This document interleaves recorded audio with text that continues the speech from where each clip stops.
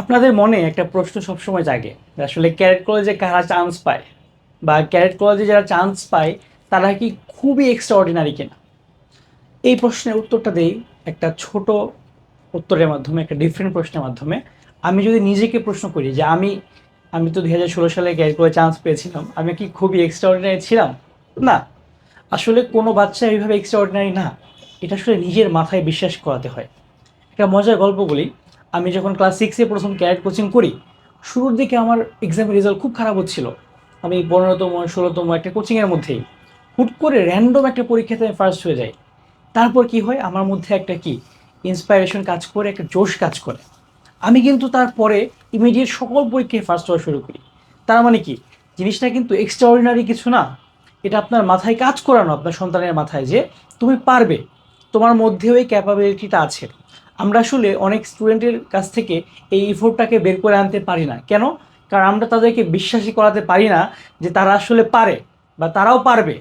So আপনার কাজ হবে যে আপনার সন্তান যদি ক্যারেট কলেজ ভর্তি প্রস্তুতি নেয়, আপনার তাকে বিশ্বাস করাতে হবে। অথবা আপনি যদি কোনো কোচিংয়ের টিচার হয়ে থাকেন বা কোনো প্রাইভেট টিউটর হয়ে থাকেন, আপনার স্টুডেন্টকে, আপনার সন্তানকে, ছোট ভাইকে, বোনকে বিশ্বাস করাতে হবে যে তুমিও পারবে।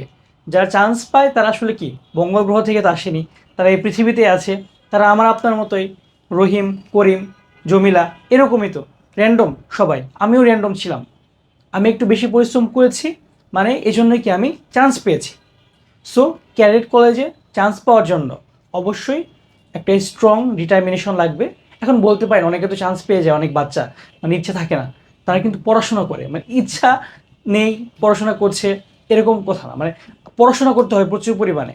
আর কিছু বাচ্চা আছে আসলে, হ্যাঁ আপনারা বলতে পারেন যে হ্যাঁ আমি তো আমার ছেলের ফ্রেন্ডকে দেখেছি, সে তো চান্স পেয়েছিল, সে তো এত পড়াশোনা করতো না। সে পড়াশোনা করতো আসলে, আমরা তো জানি না আরেকজন কখন পড়াশোনা করছে বা তার আসলে অবস্থাটা কেমন। সো পড়াশোনা ছাড়া, স্ট্রং ডিটারমিনেশন ছাড়া কিন্তু চান্স পাওয়া খুব টাফ। কিন্তু যারা চান্স পায় তারা খুব এক্সট্রাঅর্ডিনারি না। আমি কিন্তু ক্যাট কলেজে পড়ে এসেছি, আমার ফ্রেন্ডদের দেখেছি, আমার অনেক সিনিয়র দেখেছি, অনেক জুনিয়র দেখেছি। তারা কিন্তু সবাই খুব এক্সট্রাঅর্ডিনারি না। তারা সবাইকে হার্ডওয়ার্ক করতো।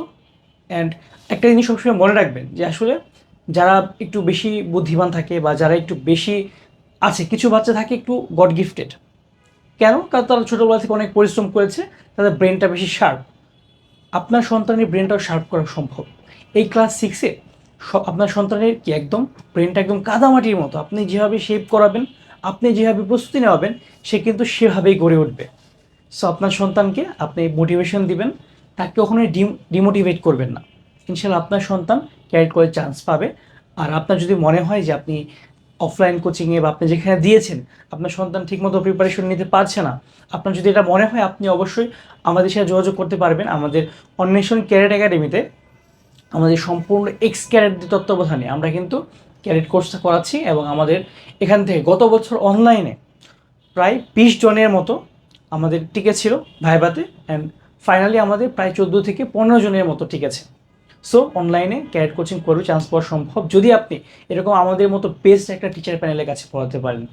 সো আশা করি আপনার সন্তানকে আপনি শিখাবেন যে তার কি এক্সট্রা অর্ডিনারি হওয়া লাগবে না, তাকে প্রচুর হার্ড ওয়ার্ক করতে হবে। ধন্যবাদ সবাইকে। আসসালামু আলাইকুম।